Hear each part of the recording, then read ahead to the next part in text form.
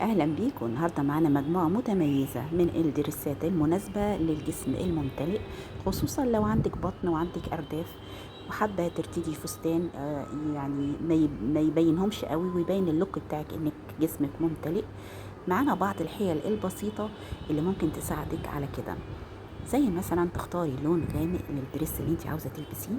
تختاري الدرس يكون نازل على واسع زي ما احنا شايفين كده.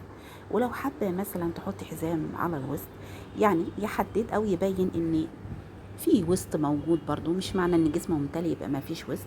ممكن تحطي حزام رفيع ويكون لونه لون غامق عن اللون اللي انت بترتديه، ده هيديكي نتيجه كويسه قوي. هنا الموديل اللي قدامنا دي مرتديه قطعتين. القطعتين بيبقى اختيار مناسب وجميل قوي للجسم الممتلئ زي ما احنا شايفين كده.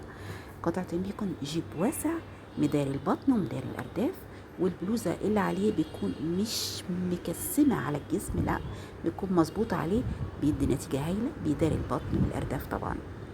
بالنسبه للدريس هنرجع له تاني. الدريس اللي قدامي ده تحفه، ذكي في اختياره. اولا الحزام اللي على الوسط صغير، كل ما الحزام بيكون صغير ما بيبينش امتلاء الجسم او وجود بطن، بالعكس بيدي العكس، بيبين ان في وسط موجود في الجسم ده. وكمان هي مختاره اللون الاعم او الغالب على الدرس بتاعها الاسود، فالاسود بيدي لوك ان انتي انحف من حقيقه جسمك. بالنسبه للدرس اللي قدامنا ده طبعا هي مختاره لونه غامق تماما بدون حزام، وده الافضل للجسم الممتلئ. لكن ما فيش مانع ان احنا نحط حزام رفيع بلون غامق، برضو هيبقى تمام معاكي. هنا اللون الاقل اللي هو اللون الابيض، وده برضو اختيار ذكي لان اللون الابيض بيدي ايحاء ان الجسم ممتلئ. هنا نفس الوضع، اللون غامق، الدرس نازل على صك شوية، بس نازل من تحت على واسع من فوق الركبة كده لتحت. ده جميل جدا، مش مدي ابدا ايحاء ان الجسم ممتلئ، بالعكس مدي ايحاء ان الجسم انحف.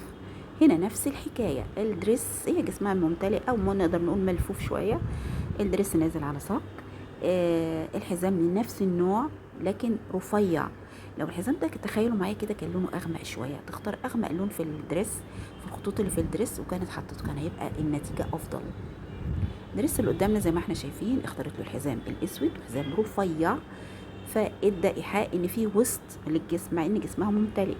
الاختيار جيد للفستان، الفتحة اللي فيه من على الصدر صغيرة بتدي إيحاء برضو إن الجسم نحيف، والفستان كان نازل على واسع. الفستان ده رقيق جدا، تحفة، اختياره جميل، اختيار مكان التصوير كمان ذكي، اختيار رائع. يا رب يكون الفيديو عجبكم، ولو وصلتوا معايا لغاية هنا اشتركوا في القناة وفعلوا الجرس، وما تنسيش اللايك حتى يصلك كل جديد.